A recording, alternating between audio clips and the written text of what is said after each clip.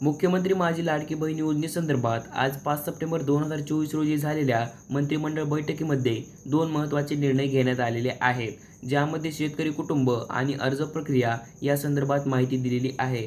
तर काय आहेत ते दोन निर्णय जाणून घेऊया आजच्या या व्हिडिओमध्ये। पण त्यापूर्वी जर आपल्या चॅनलवर नवीन असाल तर अवश्य सबस्क्राइब करा, बेल आयकॉन प्रेस करून ऑल नोटिफिकेशन सेट करा, म्हणजे या संदर्भातील महत्त्वपूर्ण व्हिडिओज तुमच्याकडून मिस होणार नाहीत। नमस्कार मित्रांनो, मी आस्तिक साबळे। मुख्यमंत्री माझी लाडकी बहीण योजना 1,59,00,000 भगिनींना 4,787 कोटींचे वाटप।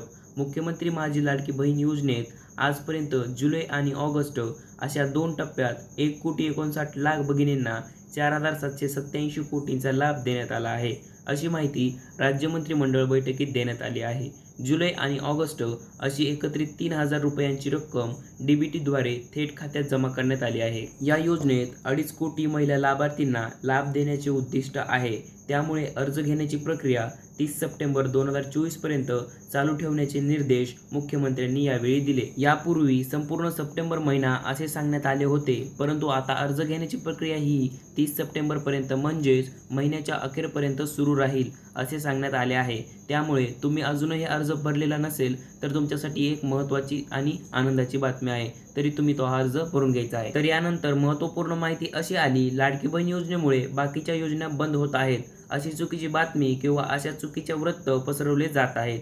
त्या कारणामुळे लाडकी बहीण योजनेमुळे अन्य योजना बंद होणार नाहीत। शेतकरी कुटुंबांना मदत बंद केल्याचे वृत्त चुकीचे आहे। शेतकरी आत्महत्येच्या बाबतीत त्यांच्या कुटुंबियांना देण्यात येणारी मदत कुठेही बंद करण्यात आलेली नाही। या लेखशीर्षात पुरेशी तरतूद उपलब्ध आहे, तथापि जेव्हा तरतूद नसते तेव्हा ही गैरसोय होऊ नये म्हणून उणे प्रतिकार सुविधा वापरली जाते। मात्र पुरेशी तरतूद उपलब्ध असल्याने ही उणे तरतूद वापरण्याची गरज नाही, एवढाच त्या आदेशाचा अर्थ आहे। या बाबतीत स्वयंस्पष्ट आदेश जारी करण्यात आला आहे, असे मदत व पूर्वसन विभागाने आज मंत्रिमंडळ बैठकीमध्ये स्पष्ट केले आहे। थोडक्यात लाडकी बहीण योजनेचा लाभ मिळत असल्यामुळे शेतकरी कुटुंबांना मदत करणे हे बंद करण्यात आले आहे, अशी चुकीची बातमी पसरवली जात होती।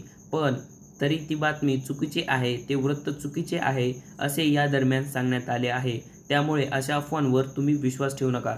मुख्यमंत्री माझी लाडकी बहीण योजनेअंतर्गत अर्ज करताना महत्त्वाचा असतो आधार क्रमांक म्हणजेच आधार नंबर आणि त्या आधारशी जोडलेले बँक खाते। जर या दोन्ही गोष्टी लिंक असतील तर, तसेच मॅपिंग स्टेटस हे इनेबल्ड फॉर डीबीटी असे दिसत असेल तरच तुमच्या बँक खात्यामध्ये पैसे येतील। आता तुम्ही म्हणाल हे मॅपिंग स्टेटस काय आहे, हे कसं चेक करायचं, तर त्यावरती मी ऑलरेडी व्हिडिओ बनवला आहे, त्याची लिंक मी तुम्हाला डिस्क्रिप्शनमध्ये देत आहे। तुम्ही डिस्क्रिप्शनमध्ये जाऊन तो व्हिडिओ नक्की पहा, तुमच्या फायद्याचाच व्हिडिओ आहे। मित्रांनो, हा व्हिडिओ कसा वाटला कमेंटमध्ये नक्की कळवा। व्हिडिओ जर आवडला असेल तर नक्कीच लाईक करा, चॅनलवरती पहिल्यांदा आला असाल तर चॅनलला सबस्क्राईब करा आणि व्हिडिओ जास्तीत जास्त शेअर करा। धन्यवाद। जय हिंद, जय महाराष्ट्र।